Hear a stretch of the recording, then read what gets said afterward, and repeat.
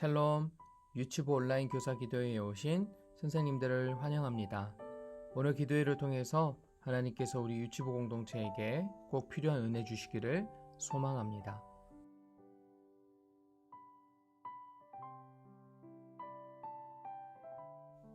돌아오는 주일, 유치부 주일 예배 말씀은 하나님께서 여리고성을 무너뜨리셨어요 라는 제목으로 아이들에게 말씀을 전합니다. 먼저 말씀을 함께 읽겠습니다. 시작. 7번째에 제사장들이 나팔을 불 때에 여호수아가 백성에게 이르되 외치라 여호와께서 너희에게 이 성을 주셨느니라.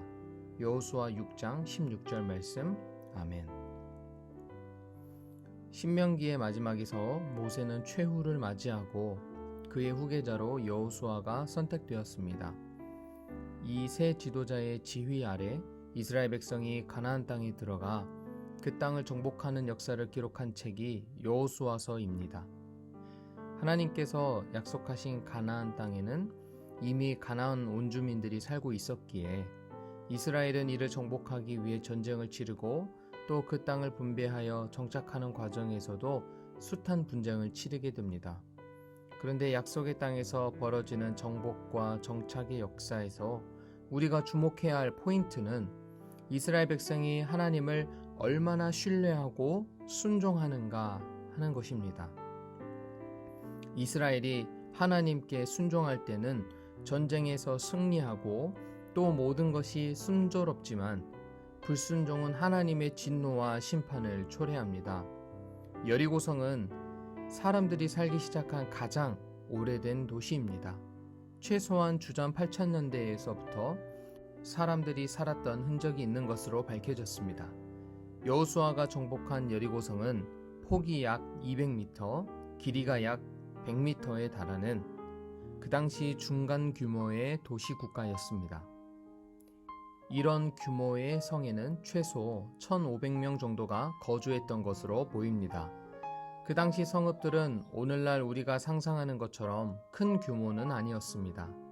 다윗이 여부수 족속에게서 빼앗은 예루살렘 성도 그 당시 큰 도시국가에 속하는데 크기는 길이 400m, 폭 100m에 불과했습니다. 물론 성 안에 사는 사람들보다 성 주변에 사는 사람들이 훨씬 더 많았다는 것도 확인된 사실입니다. 여호수아 6장 1절의 히브리어 문장은 여리고 성의 문이 아주 굳게 닫혀 있는 점을 강조합니다. 이는 저자가 여리고성이 결코 쉽게 무너질 수 없는 요새라는 것을 전하고 있습니다. 제가 1절의 말씀을 읽어드리겠습니다. 이스라엘 자손들로 말미암아 여리고는 굳게 닫혔고 출입하는 자가 없더라. 여리고성과 주변에 거주하던 사람들은 성으로 들어가 문을 굳게 잠그고 출입을 금하면서 이스라엘이 이 성읍을 포기하고 그냥 지나갈 때까지 기다릴 참이었습니다.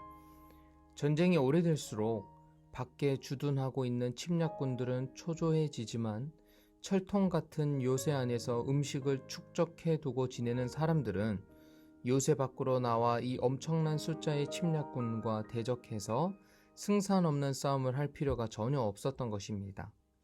전개되고 있는 상황을 종합해보면 여리고성이 무너지면 그것은 믿음의 결과인 것이 확실합니다. 먼 훗날 신약시대를 살았던 히브리서의 저자는 다음과 같이 이 사건을 두고 평가합니다. 히브리서 11장 30절입니다. 믿음으로 7일 동안 여리고를 도니 성이 무너졌으며. 비록 인간적인 관점으로 볼 때는 철통 같은 요새였지만 믿음으로 하나님께 순종했을 때 하나님의 방법으로 이 여리고성이 무너졌음을 본문을 통해 알 수 있습니다. 성 둘레가 600m에 불과했으니 느긋하게 돌아도 20분이면 마칠 수 있었습니다. 여리고성 함락에 있어 본문이 강조하는 것은 세심한 하나님의 지시이며 그 지시를 그대로 따라 행하는 이스라엘의 순종에 있습니다. 즉 그들은 불순종과 교만으로 얼룩졌던 광야 생활과는 달리 여기서 이스라엘 민족은 구체적인 하나님의 명령을 그대로 순종하는 행동의 모범을 보이고 있습니다. 이 순종이 있었기에 나머지는 모두 하나님께서 책임져 주신 것입니다. 본문 말씀은 성벽이 무너져 내리는 모습이 아니라 이스라엘 백성들이 하나님의 말씀대로 순종하는 것에 집중하고 있습니다. 그들은 하나님의 역사를 단지 지켜보았을 뿐입니다.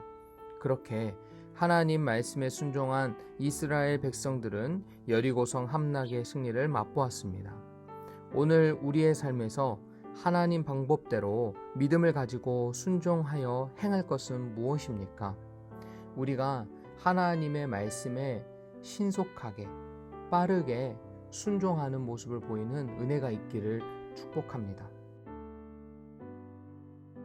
유튜브 어린이들을 위해 기도하겠습니다. 오늘은 2부 사랑 18반 강예성, 김민유, 김우진, 박솔빈, 양다연, 조강준, 조이솔 어린이, 3부 사랑 18반 김동현, 김예찬, 김주아, 이주한, 전윤주 어린이, 2부 찬양대 1반 강수아, 고다엘, 고온유, 유시은, 임주원, 조민혜, 황보온유, 3부 찬양대 1반 김기쁨, 김예후, 박항율, 송하임, 유하빈, 이호진, 한하임 어린이를 위해 기도하겠습니다. 먼저 유치부 어린이들이 하나님께 순종하는 어린이들이 될 수 있도록 기도해 주세요.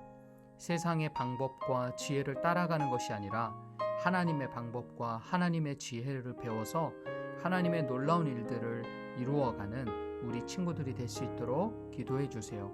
그리고 유치부에 있는 동안 몸과 믿음이 건강하게 잘 자랄 수 있도록 기도해 주세요. 우리 이 기도 제목을 가지고 우리 유치부 어린이들을 위해 기도하겠습니다.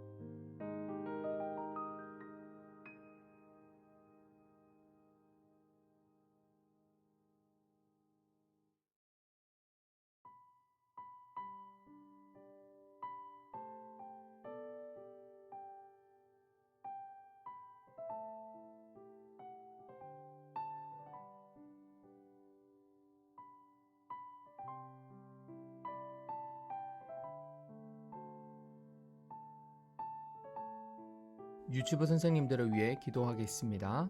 오늘은 2부 사랑 18반 김영희 선생님, 3부 사랑 18반 성한미 선생님, 그리고 2부 찬양대 박성미 순장님, 3부 찬양대 김은정 순장님을 위해 기도하겠습니다. 먼저 우리 유치부 선생님들이 하나님 말씀에 순종하는 삶을 사는 은혜가 있기를 기도해 주세요.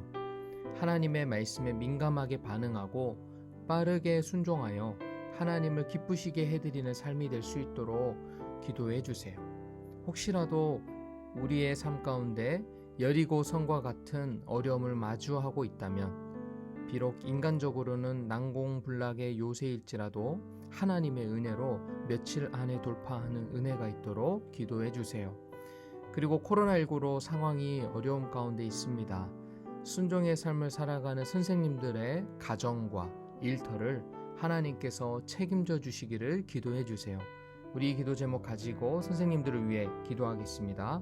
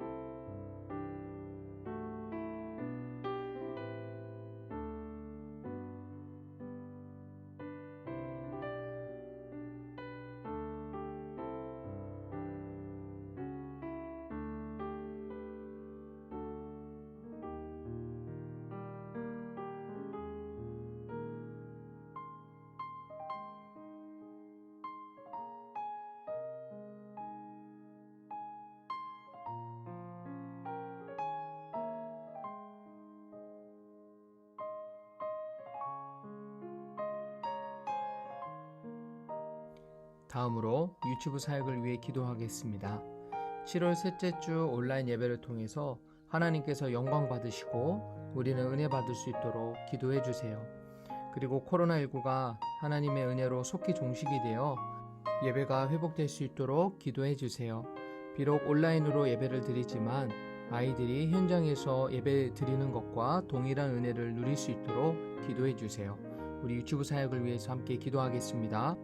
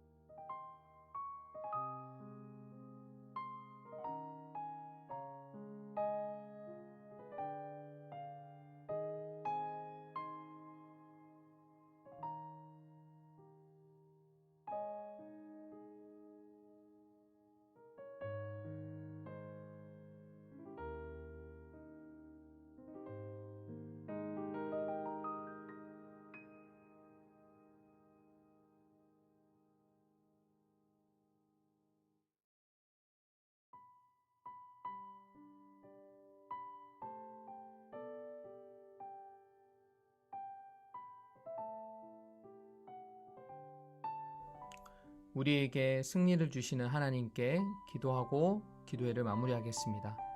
하나님 아버지 감사합니다. 때로는 우리의 계산과 다르고 세상의 방법과는 다를지라도 하나님 말씀에 순종하는 우리가 되기를 원합니다. 하나님 말씀에 주저하지 않고 신속하게 우리의 마음이 반응하기를 원합니다. 순종하기를 원합니다. 그럴 때 하나님께서 우리에게 승리하는 삶을 허락하실 줄 믿습니다. 여호수아 때뿐만 아니라 오늘을 살아가는 우리도 하나님의 방법을 믿고 순종할 때에 놀라운 일들을 허락하실 줄 믿습니다. 그 기쁨과 감격을 누리며 풍성한 삶을 살아가는 우리 모든 유치부 공동체가 될 수 있도록 인도해 주세요. 하나님, 그리고 김영희 선생님, 성한미 선생님, 박성미 선생님, 김은정 선생님을 기억해 주세요. 선생님들의 가정과 일터를 지켜주시고 어려운 상황이지만 각 삶의 영역에서 하나님께서 부르신 그 부르심에 합당한 삶을 살아가는 은혜가 있기를 원합니다. 순종의 삶을 살아갈 때에 우리 앞에 놓여있는 삶의 문제들이 하나하나씩 해결이 될 줄 믿습니다. 하나님, 유튜브 사역을 지켜주세요. 비록 온라인으로 드리는 예배이지만 아이들이 현장에서 받는 은혜와 동일한 은혜를 받을 수 있도록 하나님께서 은혜를 베풀어 주세요. 속히 코로나 상황이 진정이 되어 현장에서 예배 드릴 수 있도록 도와주세요. 하나님 감사합니다. 이 모든 말씀 살아계신 예수 그리스도의 이름으로 기도합니다. 아멘.